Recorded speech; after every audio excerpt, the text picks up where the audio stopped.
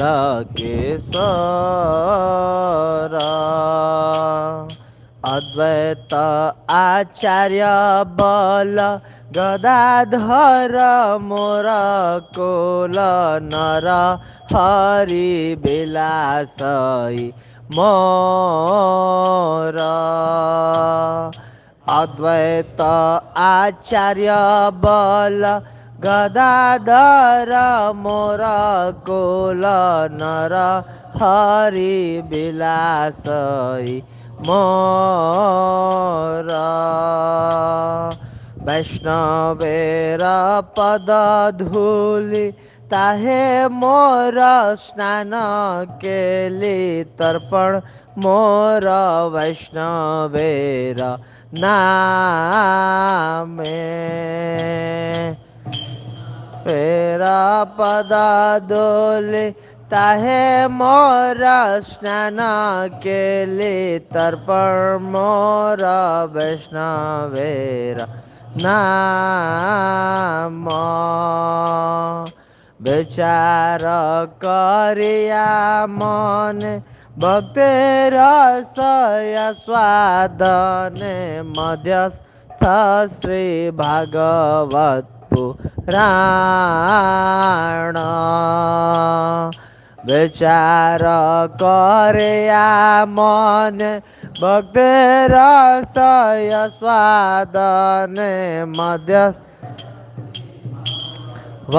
पुराण विचार करिया मन भक्ति रसय स्वादने मध्यस्थ श्री भागवत पुराण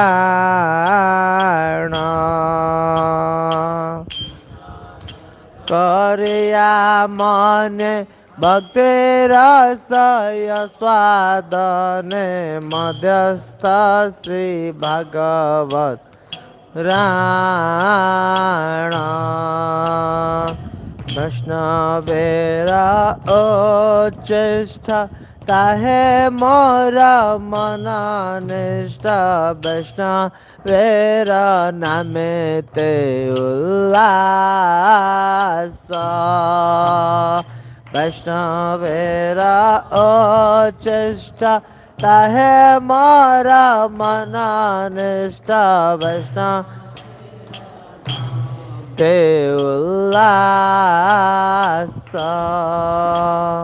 वैष्णवेर उच्चिष्ट ताहे मोर मन निष्ठ वैष्णवेर नामे ते उल्लास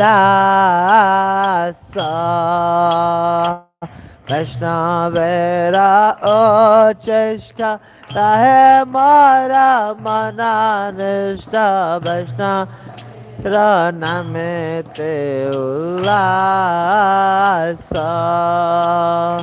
वृंदावन चौतरा ताहे मोर मन गेरा कहे दीन नरोत्तम दास वृंदावन चौतरा ताहे मोर मन गेरा कहे दीन नरोत्तम दास वृंदावन चौतरा ताहे मोर मन गेरा कहे दीन नरोत्तम दास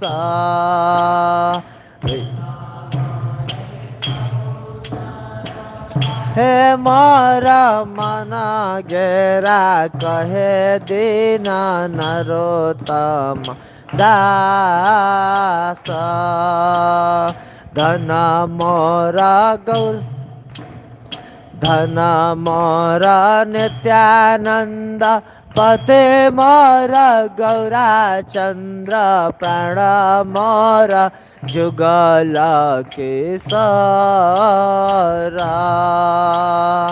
धन मोर नित्यानंद पते मोरा गौरा चंद्र प्राण मोरा युगल की सारा।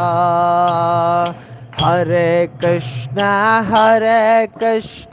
कृष्णा कृष्णा हरे हरे हरे राम हरे राम राम राम हरे हरे हरे कृष्णा कृष्णा कृष्णा हरे हरे हरे राम हरे राम राम राम हरे हरे हरे कृष्णा कृष्णा कृष्णा हरे हरे हरे राम हरे राम राम राम हरे हरे।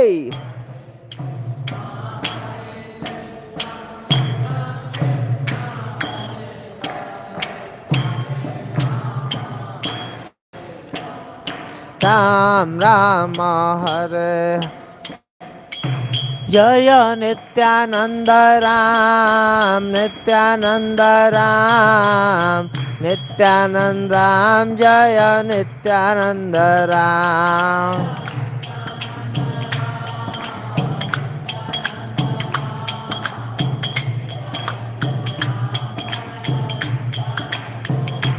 जय निताई चांद जय गौर सुंदर निताई चांद जय गौर सुंदर।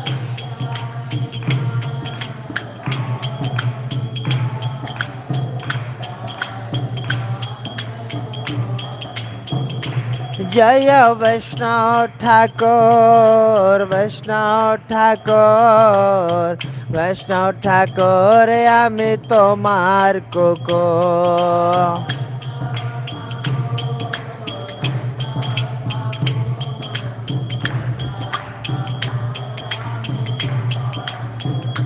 जय जय प्रभुपाद प्रभुपाद जय शिल प्रभुपाद।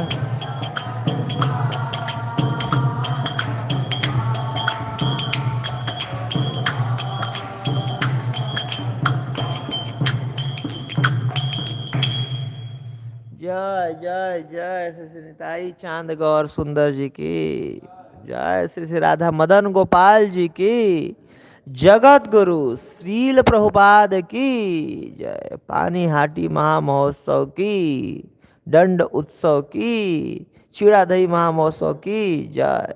गौर प्रबंधे हरि हरि बोल। तो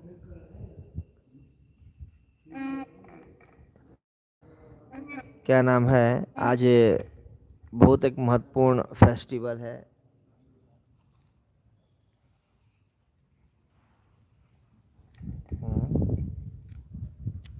पानी हाटी महामहोत्सव। तो पानी हाटी वेस्ट बंगाल में है और वहाँ अभी भी ये महोत्सव याद में मनाया जाता है और इस्कॉन मंदिर में भी नॉर्मली मनाया जाता है। और क्या है, दही और चिड़वा बनता है मंदिरों में, हमारे मंदिर में बन रहा है आज। तो आप लोग का स्वागत है प्रसाद पाने के लिए। प्रार्थना कर लेते हैं गुरु परंपरा से सबसे।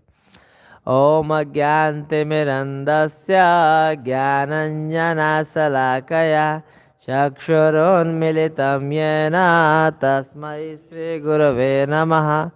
श्रीचैतन्यमनोभीष्टं स्थापितं येन भूतले स्वयं रूप कदा मह्यं ददाति स्वपदान्तिकं। वन्देऽहं श्रीगुरुः श्रीयुतापदकमलं श्रीगुरुन् वैष्णवांश्च श्रीरूपं साग्रजातं सहगण रघुनाथामितं तं सजीवं साद्वैतं सावधूतं परिजनसहितं कृष्णचैतन्य श्रीराधाकृष्णपादान् सहगण ललिता श्रीविशाखान्वितांश्च। हे कृष्ण करुणा सिन्धो दीनबन्धो जगत्पते गोपेश गोपिका कान्त राधाकान्त नमस्तुते। तप्त कांचन गौरांगे राधे वृंदावनेश्वरी वृषभानुसुते देवी प्रणमामि हरिप्रिये वाञ्छाकल्पतरुभ्यश्च कृपा सिन्धुभ्य एव च पतितानां पावनेभ्यो वैष्णवेभ्यो नमो नमः। जय श्री कृष्ण चैतन्य प्रभु नित्यानंद श्री अद्वैत गदाधर श्रीवासादि गौर भक्तवृंद। हरे कृष्ण कृष्ण कृष्ण हरे हरे हरे राम राम राम हरे हरे। नमो विष्णुपदाय कृष्ण पृष्ठाय भूतले श्रीमती भक्तिवेदांत स्वामी नमस्ते सरस्वती देवी गौर वाणी प्रचारिणे निर्विशेष शून्यवादी पाश्चात्य देश तारिणे श्री प्रभुपाद की जय। गुरु महाराज की जय। मुकम करोति वाचालम पंगुलंगयेत गिरिम यत कृपा तमहम वंदे श्री गुरुं दीनतारिणे परमानंद माधवम श्री चैतन्येश्वरम। हरे कृष्णा। तो आज ये महत्वपूर्ण उत्सव है और श्रीमद् भागवतम का श्लोक भी आज हम लेंगे। तो इस जो वैष्णव भजन हम लोग गाए थे उसमें कहा गया है कि धन मोर नित्यानंद। धन संपत्ति से सबको बहुत प्रेम होता है। धन पैसा गांधी जी दूसरे प्राण माने जाते हैं। प्राण की अगर कमी हो लेकिन पैसा अगर जेब में रहे तो अलग ही कॉन्फिडेंस हो जाता है, आदमी का चौड़ा होकर चलता है थोड़ा सा, है कि नहीं। तो इसीलिए बाप बड़ा न भैया ऐसा कहा जाता है। सबसे बड़ा रुपया मनी इज हनी। तो संपत्ति के रूप में हमारा कौन सबसे बड़ी संपत्ति होने चाहिए? धन मोरा नित्यानंद। सबको धन से बहुत प्रेम होता है कि नहीं। तो नित्यानंद अगर प्रभु अगर हमारे धन रहेंगे, क्योंकि जो भी हमारा धन है कृष्ण बोल रहे हैं मृत्यु सर्वहरस्य, हम सब कुछ छीन लेंगे भगवान मृत्यु के समय में। एक न एक दिन हर धन हमारा हमें छोड़ करके चला जाएगा, है कि नहीं। हम चाहे जितना भी धन से आसक्त रहें, हम नहीं छोड़ेंगे, धन हमें छोड़ेगा, बट छूट ही जाना है। लेकिन नित्यानंद प्रभु के अगर चरण कमल हमारे धन रहें तो कैसा धन है वो, जिंदगी के साथ भी जिंदगी के बाद भी। जो LIC का वो है, भगवान बोलते हैं योग क्षम बहामी हम। तो वैसा ही हमारा परमानेंट धन है। नित्यानंद प्रभु की कृपा परमानेंट धन है। तो संपत्ति के नाम पे ऐसे संपत्ति नहीं होना चाहिए जो कभी भी साथ छोड़ जाए। पूरा लाल गांधी के बिल्कुल नोट का बंडल बना के घर में रखे हुए हैं, तब तक मोदी जी भाषण दे दिए भाइयों एवं बहनों आज से बंद ये वाला। तो पता चला वो हमारा कोई, वो बस कागज का टुकड़ा रह गया, कोई हमारा काम नहीं आएगा, है कि नहीं। हरे कृष्ण। तो वैसा धन संपत्ति परमानेंट धन संपत्ति नहीं है, लेकिन नित्यानंद प्रभु जी की जो कृपा है वो परमानेंट हमारा धन संपत्ति है। तो इसे कह रहे धन मोर नित्यानंद पति मोर गौरचंद्र। और सबको जीवन में प्रोटेक्टर चाहिए होता है। तो प्रोटेक्टर के नाम पे कौन होना चाहिए? हमारा रक्षक, हमारे पालक। पति, पति मतलब जो भरण पोषण करने वाला, कौन? महाप्रभु गौरचंद्र जी। प्राण मोरा युगल किशोर। सबसे ज्यादा आदमी व्यक्ति प्राण से अपने प्रिय को, मतलब अपने प्राणों पर जब अपनी पे बात आ जाए तो उतना प्रिय कोई नहीं होता जितना अपना प्राण प्रिय होता है। तो सबसे ज्यादा प्रिय कौन होना चाहिए? युगल किशोर, राधा कृष्ण, राधा मदन गोपाल जी। अद्वैत आचार्य बल गदाधर मोर कुल। और बल, सबको बल चाहिए होता है, सैन्य बल, ये बल वो बल। तो अद्वैत आचार्य कौन है? महाविष्णु, जिनके श्वास से अनंत कोटि ब्रह्मांड उत्पन्न होता है। तो उतना बल, मतलब कौन हमारे शक्ति बल होना चाहिए? किसकी कृपा का बल हमारे ऊपर होना चाहिए? अद्वैत आचार्य का। तब वह कृपा बल पाए चैतन्य निताई। तो वो अद्वैत आचार्य का कृपा का बल। गदाधर मोर कुल। और सबको अपना कुल खानदान पे बहुत गर्व होता है। पता किस खानदान से आया हूँ मैं? चाचा विधायक है हमारे। इस तरीके से बहुत खानदान पे, मतलब मैं इस ब्राह्मण कुल में जन्म लिया हूँ, ऐसे कुल में। यहाँ पर कुल मतलब गदाधर मोरा कुल। गदाधर पंडित जी एक राधा रानी है, तो हम राधा रानी के खानदान के, उनके कुल के हैं। कितनी बड़ी बात यहाँ पर लिखा जा रहा है। और नरहरि विलास ही मोरा। और विलास मतलब ऐश्वर्य। तो नरहरि, नरहरि सरकार जो है नरहरि ठाकुर जो चैतन्य लीला में, ये मधुमती सखी हैं कृष्ण लीला में। और उनका क्या सेवा होता है, भगवान के लिए पान बनाना और मधु वगैरह का सेवा करना।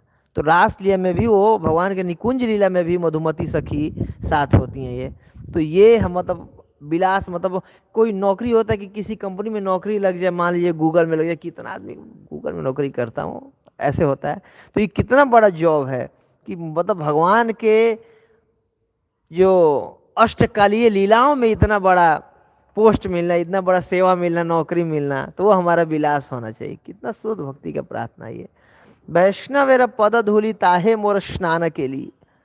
और जो वैष्णवों का चरण धूलि है वो मेरा स्नान के लिए होना चाहिए, मतलब हमारा मनोअभीष्ट होना चाहिए। बिना महत्पाद रजोभिषेकम निष्किंचनानाम नवृणीत यावत, भागवतम 7th कैंटो में कहा गया कि जब तक शुद्ध भक्तों के चरण कमलों की धूलि नहीं लेंगे ना, तब तक जो शुद्ध भक्ति हृदय में प्रकाशित नहीं होती है। हाँ, रहुगण भी समझा रहे हैं उनको, रहुगण को समझा रहे हैं। और प्रहलाद महाराज जी बोल रहे हैं वैष्णव के चरण धूलि, तो कह रहे हैं कि पद धूलि ताहे तर्पण मोर वैष्णवेर नाम, की वैष्णव 3 महाबल कहते हैं, भक्त पद जल, भक्त पद धूलि, भक्त भुक्त अवशेष, 3 महाबल। ये 3 चीज महाबल हैं भक्ति में, तुरंत बिल्कुल टॉनिक है, भक्ति को तुरंत आगे बढ़ा देते हैं। क्या क्या? भक्त पद जल, भक्तों का चरण धूलि। जैसे कोई हम अगर गृहस्थ आश्रम में हैं तो कोई भक्त हमारे घर आते हैं, तो हमारा या गुरु महाराज हमारे आते हैं, तो हमारा धर्म बनता है उनके चरण कमलों को धोएं, अपने मस्तक पे लगाएं, परिवार वालों के। अगर आश्रम में भी है, ब्रह्मचारी आश्रम में भी, तो भी हमारे गुरु आए तो उनके चरण कमल को धोना चाहिए, अपने मस्तक पे डालना चाहिए, उससे बल मिलता है हमें। और चरणों को स्पर्श करना चाहिए गुरु के, आचार्यों के, उससे भी बल मिलता है, भक्त पद धूलि। और भक्त भुक्त अवशेष, जब भी कोई बड़े वैष्णव आए, गुरु महाराज हमारे आए, या हम गृहस्थ हैं, तो घर पे हमें बुलाना चाहिए वैष्णवों को, और उनका उचिष्ट हमें मिल जाता है उससे। तो ये 3 चीज बहुत बल देता है भक्ति में आगे बढ़ने में। विचार करिया मने भक्ति रस स्वादेन मधस्थ श्री भागवत पुराण। और अगर मन में विचार करें कैसे भक्ति को आस्वादन कर सकते हैं, तो भागवत पुराण में सब कुछ भक्ति का तत्वों का व्याख्या है। भागवतम को आस्वादन करके भक्ति का आस्वादन किया जा सकता है। वैष्णवेर उच्चिष्ट ताहे मोर मन विष्ट, वैष्णवेर नामे तो उल्लास, वैष्णवों का नाम सुनते ही बिल्कुल खुश हो जाना चाहिए। और पहले बोल रहे थे तर्पण मोर वैष्णवेर नाम, तर्पण करना चाहिए, जैसे पितरों को तर्पण करते हैं, तो वैष्णव के नाम से इतनी शक्ति है, उससे तर्पण कर देना चाहिए। और भक्तों का उचिष्ट पाने का मन में इच्छा होना चाहिए।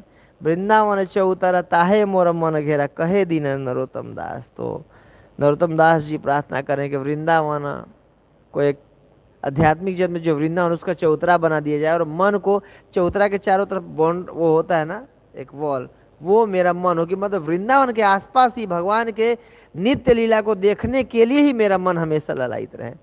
तो आज का जो ये उत्सव है चीड़ा दही फेस्टिवल, ये कुछ इसी चीज़ को, वैष्णव की कृपा को दर्शाने का एक ये उत्सव है। इसको दंड उत्सव भी या दंड महोत्सव भी कहते हैं। तो हम जैसे चैतन्य चरितामृत में पढ़ते हैं कि रघुनाथ दास जो थे, बाद में रघुनाथ दास गोस्वामी बने, हमारे 6 गोस्वामी में से एक प्रमुख गोस्वामी, जो कि जीवन मतलब चैतन्य महाप्रभु अपने अलग अलग पार्षदों से अलग अलग क्रिया करा के सिद्ध करके दिखाएं, अलग अलग शिक्षा दिलवाएं जगत को। तो वैसे ही रघुनाथ दास गोस्वामी जी वैराग्य के प्रति मूर्ति हैं। मतलब कहा ऐसे सीसी में कृष्णदास कविराज गोस्वामी जी लिख रहे हैं कि जो रघुनाथ दास गोस्वामी जी के जो कमिटमेंट थे वो पाषाण रेखा, कि पत्थर पे जैसे कोई लकीर खींच दिया है, वैसा उनका भजन कमिटमेंट या वैसा उनका वो होता था, नियम जो ले लेते थे उसको ऐसे पालन करते थे। कई बार हमारा कमिटमेंट ऐसा होता है जैसे कि पानी पर रेखा कोई खींच दिया हो, पानी पे खींचिए, आगे ज्यों आएगा पीछे से मिटता जाता है। धूल बालू का रेखा जैसे हमारा होता है, लेकिन वो इनका कैसा था, पाषाण रेखा बिल्कुल। तो बहुत अमीर परिवार से बिलोंग करते थे। हिरण्य मजुमदार और गोवर्धन मजुमदार दो भाई थे। सप्तग्राम में इनका, सप्तग्राम था ना गांव, सप्तग्राम में कि वो दोनों मुखिया थे एक तरह से कह सकते हैं, या अब तो आज के भाषा में कह सकते हैं कि विधायक थे वहाँ के। तो बहुत बड़े आदमी थे, अमीर आदमी थे। और सीसी में लिखा गया है कि उस समय की उनकी जो वार्षिक आय थी वो 20 लाख स्वर्ण मुद्राएं, जिसमें से टैक्स देते थे ये लोग 8 लाख स्वर्ण मुद्राएं, और एक बार 5 दिए थे, जिसमें वो 3 के लिए जो दूसरा एक काजी थे इनको पकड़ लिए थे। तो नॉर्मली 5 लाख स्वर्ण मुद्रा ये टैक्स देते थे, और देना होता था 8 लाख स्वर्ण मुद्राएं, और कलेक्शन टोटल करते थे 20 लाख स्वर्ण मुद्राएं। स्वर्ण मुद्रा जर्मनी आज देखने को भी नहीं मिलता है स्वर्ण मुद्रा, पहले सोने की मुद्राएं चलती थी। सोने का जैसे बिस्किट होता है, देखिए ना, इतना छोटा होता है बिल्कुल 24 कैरेट का, वो बहुत मजबूत नहीं होता है, ऐसे जोर से ऐसे करेंगे तो घूम भी जाता है, इतना छोटा है, मतलब बिस्किट के साइज का होता है सोने का, वो तो लिपटा रहता है। तो वैसे उस समय सोने की वो चलती थी। तो इतने ज़्यादा अमीर थे सोचिए। और दोनों भाई मिला करके एक ही बेटे थे, रघुनाथ दास गोस्वामी। और रघुनाथ दास गोस्वामी जी के घर में बचपन में एक दो बार श्री हरिदास ठाकुर जी आए थे। तो उनसे, उनके गांव में कथा हुई थी हरिदास ठाकुर जी का। तब ये उतना मतलब ऐसा भी नहीं कह सकते कि मेच्योर नहीं थे, क्योंकि ये तो नित्य पार्षद हैं, सब रति मंजरी हैं भगवान के नित्य लीला में। लेकिन उस समय छोटे उम्र के ही थे अभी। तो और इनके माता पिता अमीर आदमी थे, तो स्पॉन्सर किया करते थे कथा को। तो उस तरीके से ये भी बैठे थे, और उनका संग मिला था रघुनाथ दास किनका, हरिदास ठाकुर जी का। और उनके संग प्राप्त करके इनके हृदय में बहुत उत्कंठा जग गई थी कि मैं भी, छोड़ो घर बार चलो हरिद्वार, सब कुछ छोड़ छाड़ के जा करके और पुरी में चैतन्य महाप्रभु के साथ रहूं, चैतन्य महाप्रभु का एसोसिएशन लूं, उनका सेवा करूं मैं। चैतन्य महाप्रभु की महिमा इन्होंने सुना था हरिदास ठाकुर जी के मुंह से, और जो इनके कुल गुरु थे वो भी महाप्रभु की महिमा इनको सुनाए थे। तो इस प्रकार काफ़ी बार प्रयास करते थे ये। तो एक दो बार घर से भाग करके जब जाने का प्रयास किए, तो उनके पिताजी पकड़ करके ला के इसका उनका फिर विवाह कर दिए कि लो। कई बार होता है गांव में ऐसा कि लड़का ज़्यादा बदमाशी करता रहता है, तो उसकी शादी करा दिया जाता है कि शादी कराने से फिर अकल ठिकाने आ जाएगी, पत्नी उसको समझा लेगी। तो इस प्रकार उनको लगता था भाई घर द्वार छोड़ के भाग जाएंगे, एक ही हमारा बच्चा है, हमारा कौन अगला वारिस कौन होगा, हमारा कौन खानदान संभालेगा।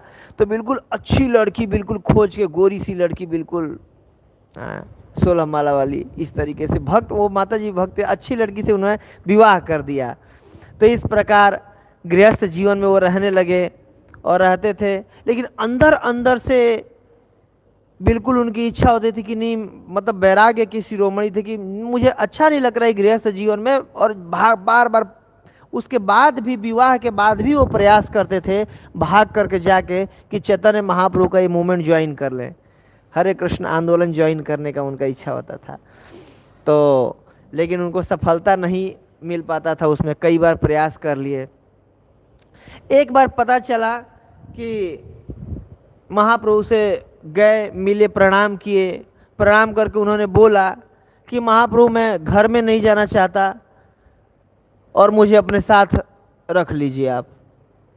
तो महाप्रभु उनको बहुत डांटे कि क्या ये तुम मरकट वैराग्य दिखा रहे हो, ये मरकट वैराग्य छोड़ो तुम, और क्या करो, जाओ घर में अच्छे तरीके से व्यवहार करो। बाहर रूप से ये उपदेश 2 बार महाप्रभु दिए हैं। एक रूप और सनातन गोस्वामी को भी दिए थे चिट्ठी में, और एक उनको मतलब उदाहरण दिए थे, जैसे कि वेश्या होती है, नहीं सॉरी, कोई स्त्री होती है जिसका पर पुरुष से अगर संबंध है, तो पति की सेवा बहुत अच्छे से करती है, लेकिन चिंतन किसकी करती है, अपने जो प्रेमी का चिंतन करती है।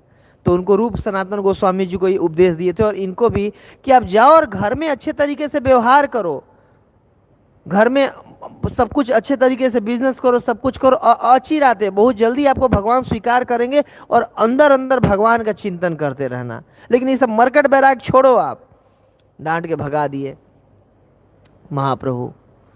तो आ गए, अब उनको लग रहा था महाप्रभु ने मुझे स्वीकार नहीं किया। तो इसके बाद एक दिन पता चला कि गांव के पास में ही पानी हाटी करके है, वेस्ट बंगाल में भी आज भी पानी हाटी में मंदिर है। और पानी हाटी में नित्यानंद प्रभु जी आए हुए हैं अपने प्रचार कार्य के दौरान। आज भी वो बरगद का पेड़ है, आप जाइएगा तो गंगा जी के तट पे ही, जहाँ पर देख सकते हैं, जहाँ पर नित्यानंद प्रभु बैठे थे और ये लीला हुई थी। जो इस्कॉन मंदिर है वो भी गंगा जी के तट पे ही है।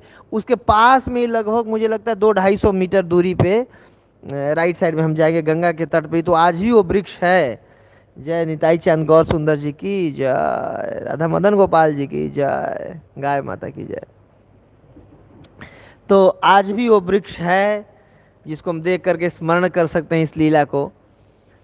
तो नित्यानंद प्रभु वहाँ पर आए हुए थे। तो ये अपने माता पिता से परमिशन ले करके कि मैं बस जाके मिल करके आ जाऊँगा, उनका दर्शन करके आ जाऊँगा। तो बोले हाँ ठीक है, जाओ जाओ, एक दो साथ में भी लोग लेके जाओ। तो एक दो गार्ड भी भेजे कि हाँ आप तुम्हारी सुरक्षा करेंगे। और एक ये भी था कि कहीं भागोगे तो ये पकड़ भी लेंगे और ऐसे सुरक्षा करेंगे। तो एक दो लोगों के साथ उनको भेजा गया, गए। और जब नित्यानंद प्रभु को उन्होंने दूर से देखा तो बहुत मतलब अंदर में उनकी इच्छा हो रहा था कि मैं मतलब इतना पतित जी हूँ, कैसे मैं भगवान के सामने डायरेक्ट जाऊँ। तो दूर से ही प्रणाम करते, ये तो अपनी विनम्रता बस दूर से ही प्रणाम कर रहे थे कि मैं मतलब मेरी क्या वो कि भगवान के सो वो करूँ मैं। तो नित्यानंद प्रभु को उनके जो पार्षद थे बताए कि देखिए रघुनाथ दास आए हैं और ये दूर से आपको प्रणाम कर रहे हैं। तो नित्यानंद प्रभु उनको देख लिए और जोर से चिल्ला करके बोले इधर आओ इधर आओ इधर, मैं तुम्हें देख लिया देख लिया, इधर आओ चोर कहीं के। तो इस प्रकार उनको बुलाए, बुला करके अपने सामने बैठाए, बोले कि तुम चोर हो, इस प्रकार बोले। तो अब स्वयं देखिए भगवान डांट रहे थे, वो उनके डांट को स्वीकार कर रहे थे कि ठीक है जो भी बोले, नित्यानंद प्रभु की जो भी बोले कृपा है। फिर नित्यानंद प्रभु बोले उनको कि चोर इसलिए बोल रहे थे कि वो बोल रहे थे कि आप चैतन्य महाप्रभु की कृपा प्राप्त करना चाहते हो मेरी कृपा के बिना। और चैतन्य महाप्रभु किसकी प्रॉपर्टी है? मेरी प्रॉपर्टी है। महाप्रभु नित्यानंद प्रभु की प्रॉपर्टी है। तो क्योंकि आप मेरी कृपा को लिए बिना महाप्रभु को प्राप्त करना चाहते हो, तो मेरी संपत्ति मेरा बिना परमिशन के ले रहे हो, तो क्या हो आप? चोर हो। और नित्यानंद प्रभु एक तरह से गुरु तत्व मतलब नित्यानंद प्रभु के रिप्रेजेंटेटिव होते हैं। तो बिना गुरु के कृपा के, बिना वैष्णवों के कृपा के आप भगवान को प्राप्त करना चाहते हो, जो कि बिल्कुल गलत है और ऐसा नहीं कर सकते आप। क्योंकि भगवान किसके प्रॉपर्टी हैं? भगवान भक्तों के प्रॉपर्टी हैं, भगवान गुरु के प्रॉपर्टी है, और चैतन्य महाप्रभु नित्यानंद प्रभु की प्रॉपर्टी है। तो अगर भगवत प्राप्ति हमें करना होगा तो जो भक्ति है वैष्णव के चरणों के अनुगमन करती है भक्ति है।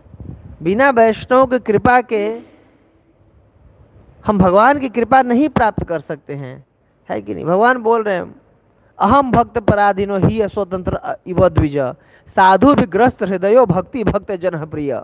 Bhagavatam 9th canto 4th chapter, Durvasa मुनि से भगवान बोले हैं कि मैं अपने भक्तों के अधीन हूँ, मेरी कोई अपनी स्वतंत्रता नहीं है।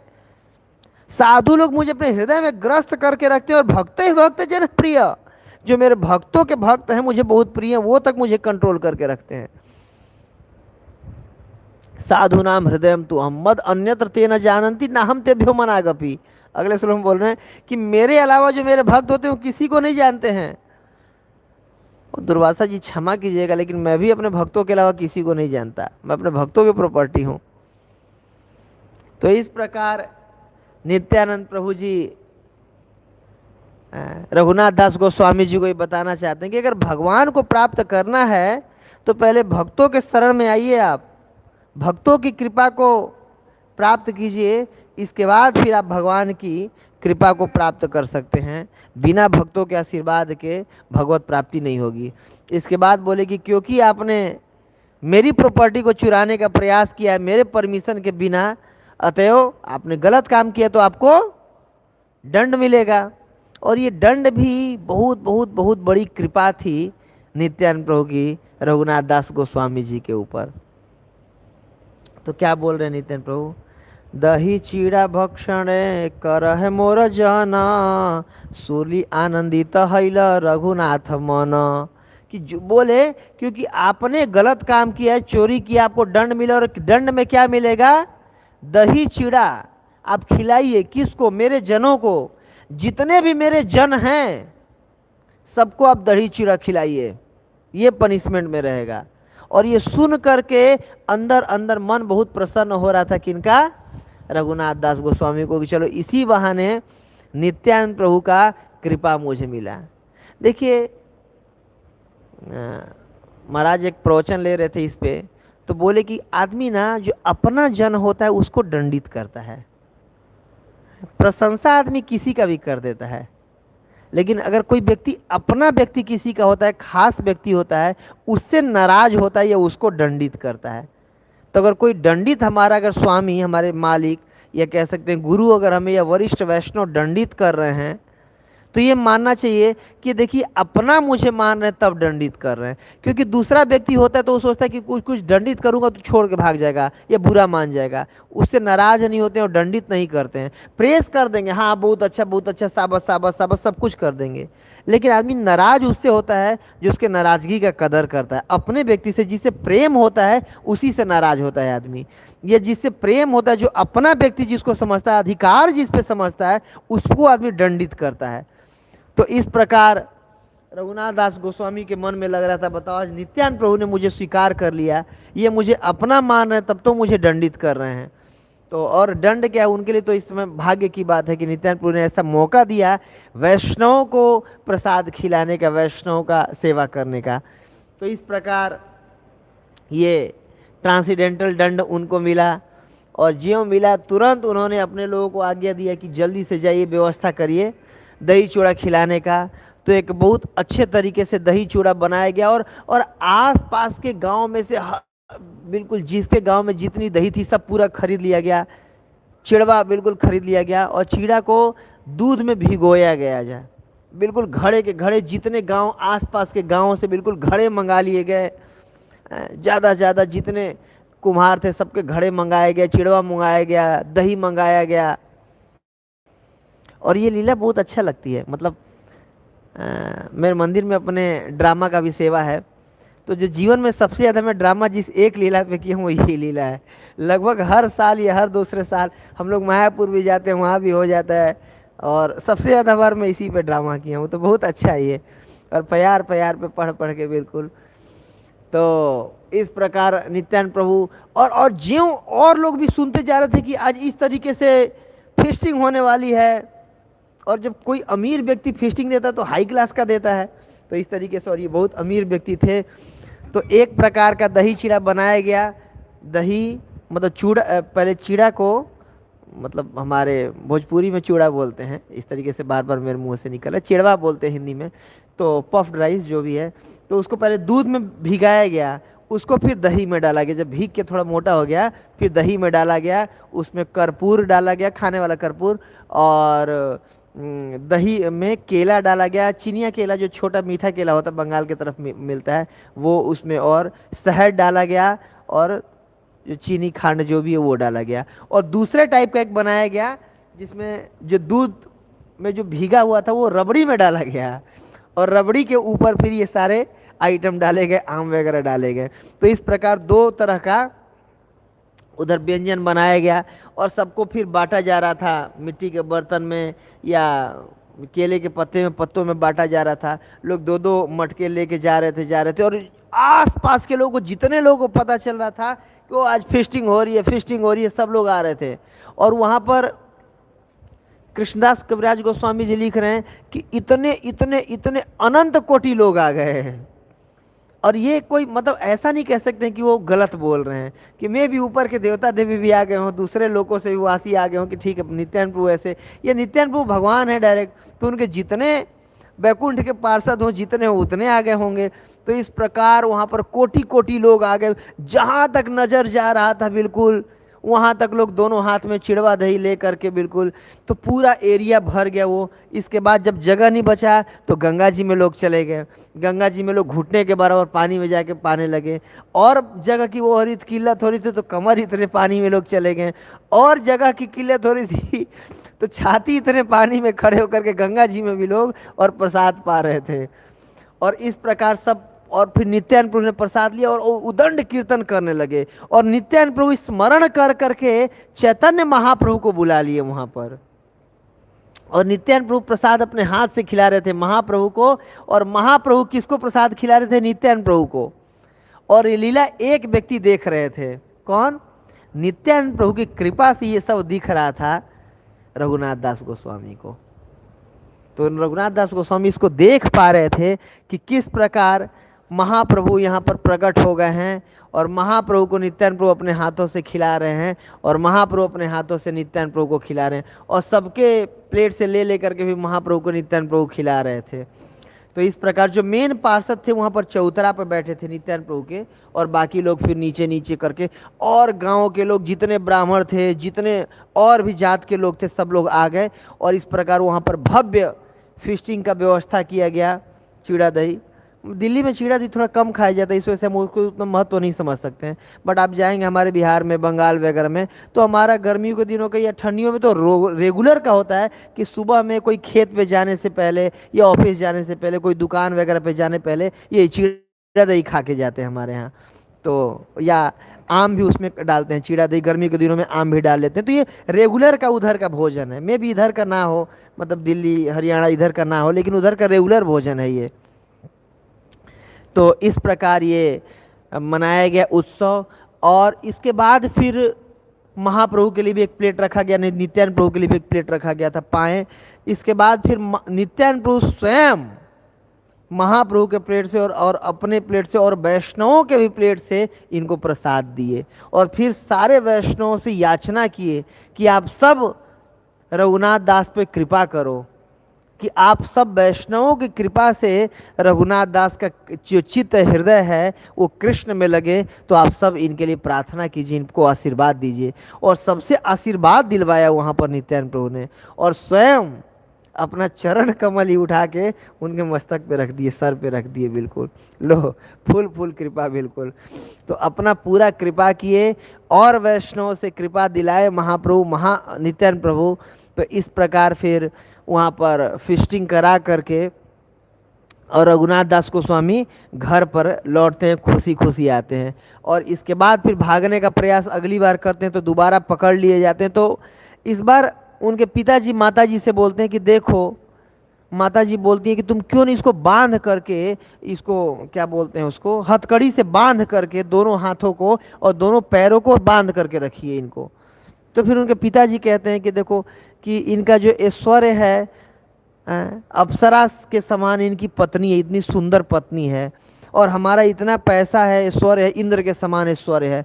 और ये दोनों चीज़ें जो सबसे बड़ा जो बंधन का कारण होता है इस भौतिक जगत में, धन, ऐश्वर्य और अच्छी पत्नी, और ये सब मिल करके जब इनको नहीं बांध पा रहे थे तो हमारा ये तुम कह रही हो रस्सी से बांध रखो, क्या हम रस्सी से इसको बांध सकते हैं।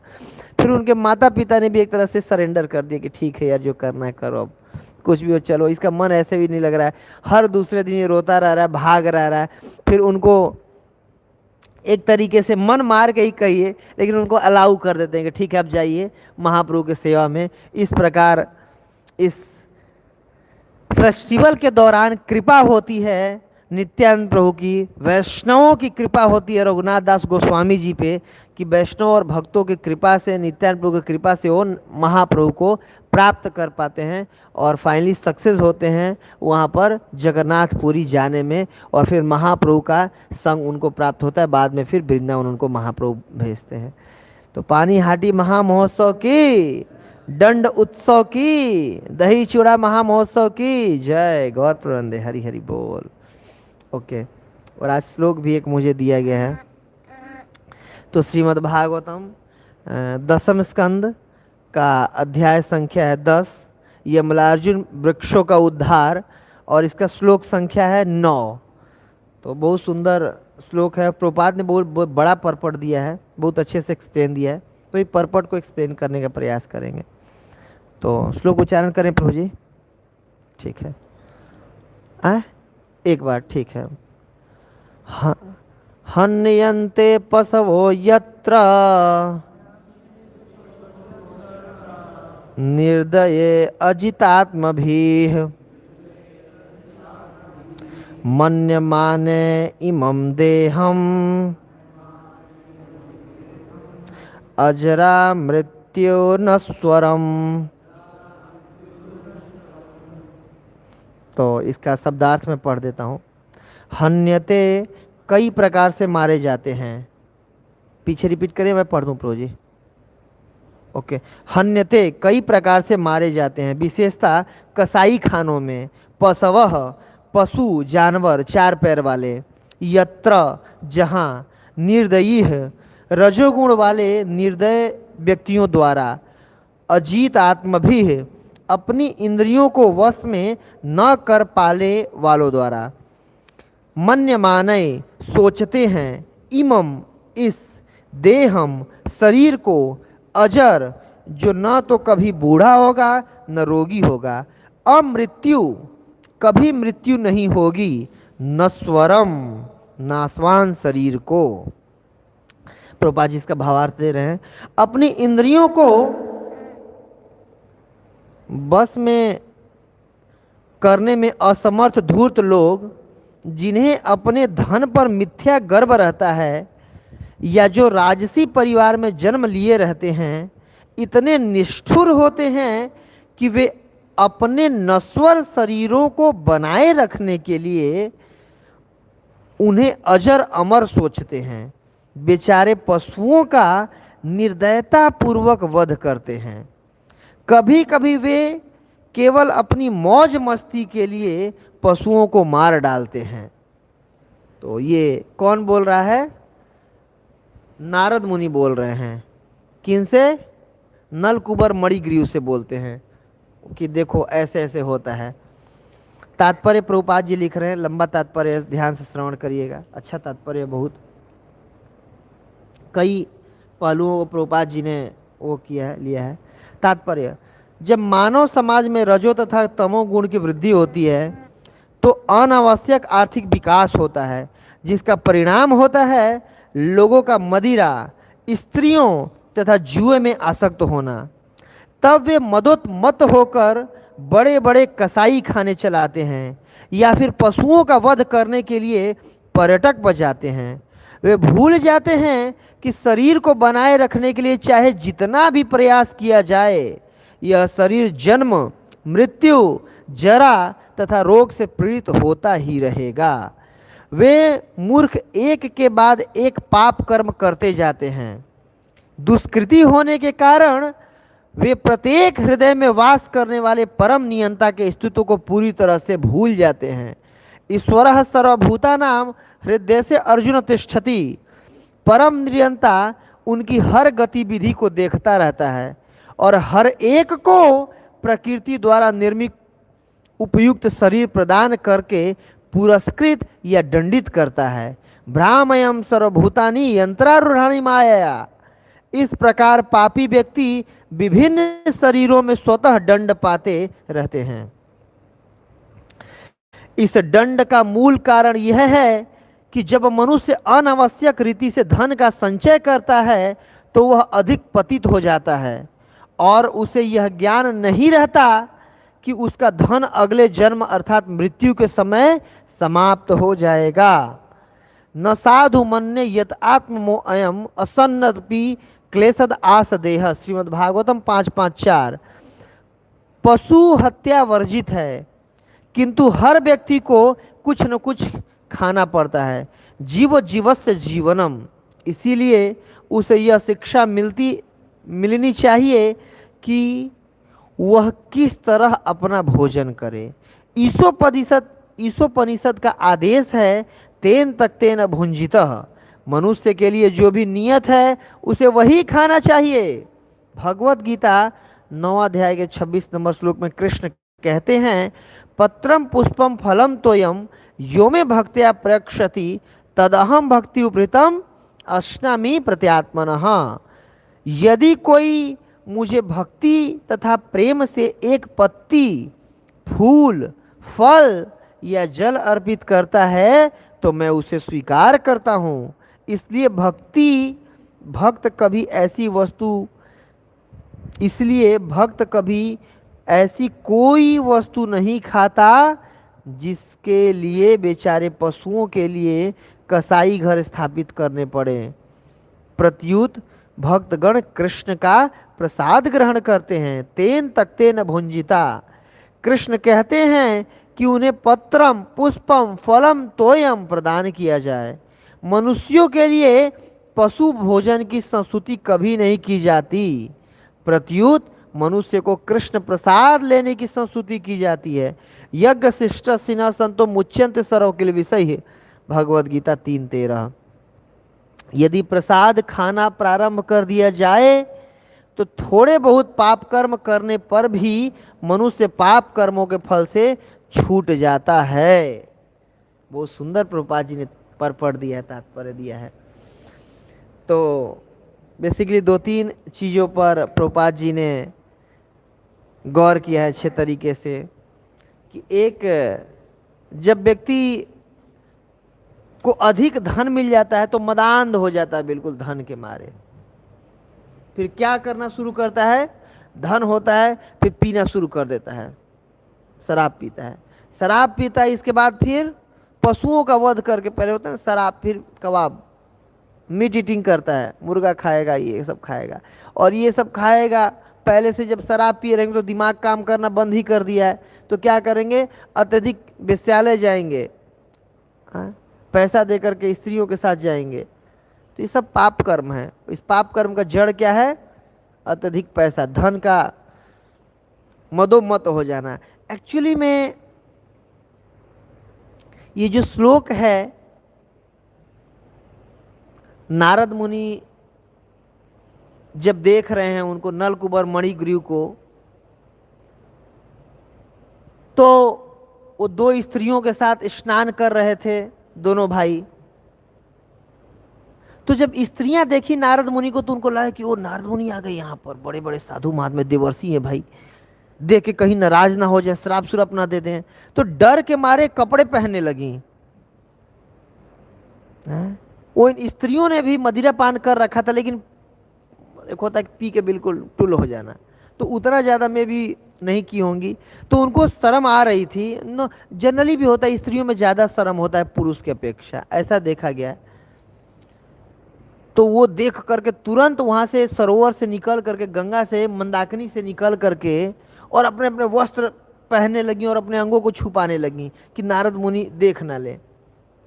और जब ये नलकुबर मणिग्रीव इनको देख करके नारद मुनि को और क्रोध आ रहा था। बताओ, साधु महात्मा आदमी, इसको दिख रहा है हम लोग यहाँ नहा रहे हैं नंगे, इसको क्या जरूरत है इधर आने का। और बिल्कुल नंगे धड़ंगे थे और बिल्कुल ढीठ, बिल्कुल व्यक्ति के जैसे खड़े रहे वहां पर। कोई शर्म लिहाज तो पहले से ही नहीं थी, लेकिन उनको ये बात का भी बुरा लग रहा था कि आ क्यों रहे हैं इधर में नारद मुनि। तो जब नारद मुनि उनको देखे कि बताओ, और सबसे बड़ी बात हो कि नारद मुनि को थोड़ा सा उनपे क्रोध एक्चुअली ज्यादा नहीं है, करुणा आया नारद मुनि को। और करुणा बस ये ऊंची आवाज में गा के बोले हैं ये जो 2-4 श्लोक जो उनको समझाते हुए, तो एक्चुअली उनको एक तरह से डांट भी रहे और एक तरह से उपदेश दे रहे हैं। क्यों उनको करुणा है कि बताओ कितना बड़े बाप का बेटे हैं ये दोनों। किसके बेटे हैं, कुबेर जी के। और कुबेर जी भगवान के शुद्ध भक्त हैं। कुबेर जी का जो चित हमेशा भागवत कथा में लगा रहता। कुबेर जी का क्या खास बात है कि कुबेर जी ऐसे मतलब इतने उन्नत चेतना वाले हैं कि इनका धन में थोड़ा भी आसक्ति नहीं है, इसलिए ब्रह्मा जी ने ये पोस्ट दिया हुआ था। आप देखिए श्रीमद् भागवतम के 4थे स्कंद में जब मार रहे थे सारे यक्षों को, कौन, ध्रुव महाराज, बिल्कुल काट रहे थे बिल्कुल, और लाखों करोड़ों यक्षों को मार दिए। तो उन पे बोलने के लिए आए कि आप रहने दो, छोड़ दो अब, और इनको मत मारो। और इसके बाद बोले कि बेटा मैं तुमसे बहुत खुश हूँ, ध्रुव जो मांगना है मुझे वरदान मांगो। तो ध्रुव महाराज ने क्या वरदान मांगा था कि हमें शुद्ध भक्ति प्रदान कीजिए और ऐसी चेतना जिसमें मति में हमेशा कृष्ण रहे, ये प्रदान कीजिए आप। और कुबेर जी ने उनको प्रदान कर दिया था। मतलब जरूरी नहीं कि हर जो देवता होते हैं वो भगवान के शुद्ध भक्त होते हैं, ऐसा जरूरी नहीं है। लेकिन जो ये हैं, इनका जो मेन एसोसिएशन, मतलब ज़्यादा से ज़्यादा अपना समय व्यतीत करते हैं शिव जी से कथा सुनने में। जो अलकापुरी जो इनका जगह है, वहीं पर कैलाश भी है, और शिव जी के ही फेवरेट एक तरह से फ्रेंड है। और शिव जी को कथा करने में बहुत अच्छा लगता है। और शिव जी के मतलब जो श्रोता में, मेन श्रोता में ये आते हैं। हमेशा इनका चित्त भगवान के कथा में रहता है और भगवान की शुद्ध भक्ति प्रदान कर दिए थे उन्होंने। खटवांग महाराज ने देवताओं से मांगा था, देवता लोग और लोग प्रदान नहीं कर पाए थे, लेकिन ये भगवान की शुद्ध भक्ति प्रदान किए हैं। तो इस प्रकार बहुत उन्नत चेतना वाला। और सबसे बड़ी बात है कि थोड़ा भी धन और भोग में इनका चेतना, जो कुबेर जी का चेतना, वो नहीं रहता है। इसलिए ब्रह्मा जी इनको हेड बनाया था कि ये व्यक्ति कंट्रोल कर पाएगा इसको। तो इस प्रकार अब ये देखे कि देखो पिताजी कितने बड़े भक्त हैं, शिव जी के अनुचर हैं, और बेटा देखो कितना मतलब नलायकी का काम कर रहे हैं, एक तरह से गंदा काम कर रहे हैं। कि मतलब देव नदी जो कि है गंगा जी, इतनी पवित्र नदी, और इतने पवित्र नदियों में पी करके नहा रहे हैं स्त्रियों के साथ नग्न अवस्था में, वो भी। ऐसे गंगा जी हम लोग कभी स्नान करने जाते तो हमें कहा जाता है, वैष्णव एटिकेट है कि हमें मतलब कपड़ा पहन करके, गमछा पहन के, कोपिन पहन करके स्नान करना चाहिए, नंगे रूप में स्नान नहीं करना चाहिए। लेकिन ये इतनी बड़ी पवित्र नदी में लोग गंगा जी नहाते हैं शुद्ध कर होने के लिए, और ये और पाप कर्म कर रहे हैं। तो लोग देखेंगे तो क्या कहेंगे कि बताओ, इतने बड़े खानदान से होकर, इतने बड़े व्यक्ति, इतने बड़े शुद्ध भक्त के पुत्र होकर के इतना बड़ा गलत काम कर रहे हैं। तो एक तरह से उनको दया आया उन पे, और दयावश वो उनको ये श्राप दे रहे हैं। तो श्राप देने से पहले ऊंच गायंतः आया है श्लोक, तो गा करके और श्राप दे रहे हो। किसी को क्रोध आएगा तो चिल्ला करके क्रोध में श्राप देगा, गा के थोड़ी ना कोई श्राप देता है कि नहीं। लेकिन ये लोग गाते हुए ऊंची आवाज में बोले हैं, एक तरह से बहुत क्रोधित अवस्था में नहीं बोले हैं। हालांकि श्राप दिए, लेकिन ये कृपा करते हुए उनको श्राप दिए हैं। क्या उनको देखिए किस अवस्था में पड़े हुए हैं, स्त्री के साथ हैं, भोग कर रहे हैं, पी रहे हैं। और इस अवस्था से अगर किसी को इस अवस्था में डाल दिया जाए कि जाओ आप पेड़ पौधे हो जाओ, लेकिन आपके कृष्ण की चेतना बनी रहेगी, आपको ये पता रहेगा कि किस लिए आप इस अवस्था में हो, और भगवान का स्मरण आपका बना रहेगा। कितना सच में कृपा है ये। भले मैं पेड़ हो गया, लेकिन भगवान का स्मरण बना रहे। और जब भगवान को जब दर्शन करते हैं ये लोग दोनों, यमलार्जुन गिरने के बाद, तो बोलते हैं कि आपके दास नारद मुनि की कृपा से हमारा स्मरण बना रहे, पेड़ के योनि में भी हमारा स्मरण बना रहा। तो ये भी किसी भी जीव पे बहुत, मतलब हम कृष्ण को भूले हुए हैं। भौतिक जगत में हम क्यों आए हैं? ताकि हमें मौका दिया जाए भक्ति करके वापस जाए। बट भोग वृत्ति में आ करके हम भूल गए किसी भी प्रकार से। तो अगर कोई कृष्ण का आपको स्मरण दे दे तो इतने, इससे बड़ा किसी का क्या उपकार हो सकता है कि नहीं? कि हमेशा आपका 24 घंटा कृष्ण का स्मरण रहे।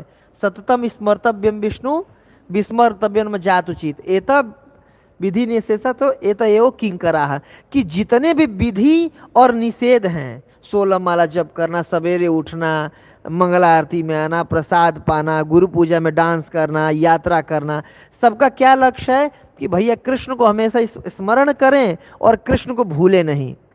और जो सारे तपस्या मेहनत का जो लक्ष्य है उसको नारद मुनि ने इनको दे दिया है कि भले आप पेड़ के योनि में रहोगे, बंधे रहोगे, कष्ट में रहोगे, लेकिन कृष्ण का आपको स्मरण रहेगा। कितना बड़ा कृपा है, मतलब बहुत बड़ा कृपा एक तरीके से। हालांकि इनको बुरा लग रहा है कि क्यों ये आ गए हैं, हमें श्राप क्यों दे रहे हैं, लेकिन अभी इस अवस्था में लग सकता है क्योंकि मैं भोग में हूँ, तो लग सकता है कि मुझे पेड़ बना के एक तरह से उन्होंने क्या कर दिया।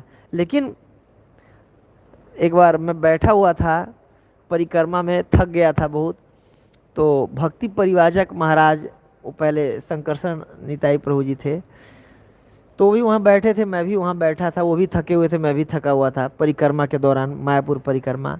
तो बोल रहे थे कि साधु का गुस्सा पानी के दाग के समान होता है। 3-4 बार मेरे से बोले, हालांकि ना मैं उनको जानता था, वो भी मुझे नहीं जानते होंगे, तब मैं बेस में रहता था, कहाँ से कि कोई जान पहचान तो थी नहीं। पर 3-4 बार मेरे से बोले कि साधु का गुस्सा पानी के दाग के समान होता है। और मुझे भी नहीं लगा था क्यों मेरे से बोल रहे हैं ये, लेकिन अच्छा बात बोल रहे थे। बाद में मुझे समझ में आया कि अच्छा बात बोल रहे थे कि साधु का गुस्सा पानी के दाग के समान होता है। साधु गुस्सा भी करता है ना, तो मतलब किसी का कुछ बिगाड़ता नहीं है। हाँ, जैसे नित्यानंद प्रभु गुस्सा किए, तो गुस्सा करके एक तरह से कृपा उनका हुआ कि सारे वैष्णव का कृपा दिखा दिए। दंड दे करके भी एक तरह से वो उनका दंड भी कृपा था। वैसे ही नारद मुनि का भी जो दंड है वो क्या है, कृपा है, कि भैया अब तुम्हारे स्मरण बना रहे। तो एक तरह से समझाने के लिए इनको बोल रहे हैं ये वाला श्लोक कि हन्यते पशवो यत्र, कि हन्यते मार देते हैं पशुओं को, अलग अलग पशुओं को मारते हैं। निर्दयी है अजितात्म भी है, निर्दयी होकर के क्यों मारते हैं, अजितात्म भी है, अपने इंद्रियों को जीते नहीं हुए हैं। अब देखिए 2 इंच का जो जीव है, गाय काट के खाते हैं, कि कितना खाने में 5 मिनट आपको समय लगता होगा, 5 मिनट में चलो मजा आ गया, तथा मजा उसका ही मजा है वो। तो उसके लिए अगर आप एक बकरे को काट के खाए, तो ऐसा मनु संहिता के अनुसार अगर जिस बकरे को आप खा रहे हो, तो आप भी बकरे की योनियों में जाओगे और आपको जीव की आयु 100 साल होती है, तो 100 साल के लिए की योनि में फिक्स हो गए ना। और गलती से अगर गाय काट के खा लिए, तो मैं ऐसा पढ़ा हूं कि गाय के शरीर में जितने रोए होते हैं उतने काल तक रौरो नरक में आपको एक तो जाना पड़ेगा, मतलब उतने कल्प तक। सोचिए अगर 10 मिनट, अगर आदमी को भोजन करने में कितना टाइम लगता है, 10 मिनट 15 मिनट, तो 15 मिनट का आनंद आएगा जीव को, जीवा के अगर भाग को मतलब आनंद आ गया 15 मिनट। 15 मिनट के मजे के लिए पता नहीं कितने कल्पों तक महारौरव में। और महारौरव में रूरू नामक एक पक्षी होता है, जो कि हमारे बड़ा बड़ा उनका चोंच होता है और हमारे ही मांस को खाते हैं वो। और भूख लगता है महारौरव में, तो हमें भी अपना मांस काट दिया जाता है, ले अपना मांस काट के खा ले। वो पक्षी खाएंगे और हमें भी मांस मिलेगा, और मांस खाओ, मजा आ रहा था मांस खाने में ना। और पीटते हैं उनको यमदूत, और ये रोरू पक्षी मांस काट के खाते हैं और हमें भी अपना मांस दिया जाता है। अब देखिए 10 मिनट का, ये 2-4 मिनट का मजा के लिए, इसलिए बोल रहे नारद मुनि अजितात्म भी, जीते नहीं अपने इंद्रियों को, अपने वाचो बेगम, क्या है, वाचो बेगम मनसः क्रोध बेगम जिह्वा बेगम उदर उपस्थ बेगम।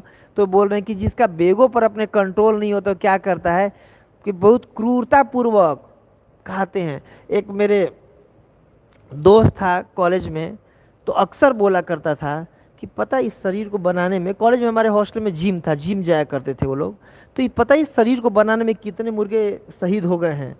अक्सर उसका ये पेट वो था कि शरीर को बताने में कितने मुर्गे शहीद हो गए हैं। शहीद मतलब उन्होंने, मुर्गों ने उपकार किया, कोई देशभक्ति में शहीद हुए जैसे इसका शरीर बनने में। तो मतलब क्या है अपने, और इसमें प्रभुपाद जी लिख रहे हैं कि आदमी को लगता है कि मार करके बकरों को, मुर्गों को और गाय को खा लूंगा तो मैं बस अमर हो जाऊंगा, मोटा तगड़ा हो जाऊंगा, तो मैं बीमार नहीं होऊंगा और बूढ़ा नहीं होऊंगा, अमर हो जाऊंगा। ऐसा है क्या? नहीं। अगर उसमें बोल रहे हैं मन माने इमम देहम, मानते हैं इमम इस देह को, क्या, अजरा, कि कभी बूढ़ा नहीं होगा, कभी ये घटेगा नहीं, अमृत्युम, कभी मरेगा नहीं, जबकि नस्वरम, नस्वर से कितना बकरा खा ले, कितना मुर्गा खा ले, एक दिन बूढ़ा होना ही है, बीमारी लगनी है और मरना ही है। प्रभुपाद जी साफ सब 2-3 जगह बोले हैं इस परपट में अपने। चाहे कितना भी, कई लोग होते हैं ना कि बगेरी जैसे छोटे छोटे पक्षियों का खून पीते हैं, खून गिलास में निकाल करके पीते हैं अपने शरीर को वो करने के लिए, तंदुरुस्त बनाने के लिए। और कितना भी आप पशु पक्षियों को खून निकाल के पी लो, एक दिन बूढ़ा होना ही होना है।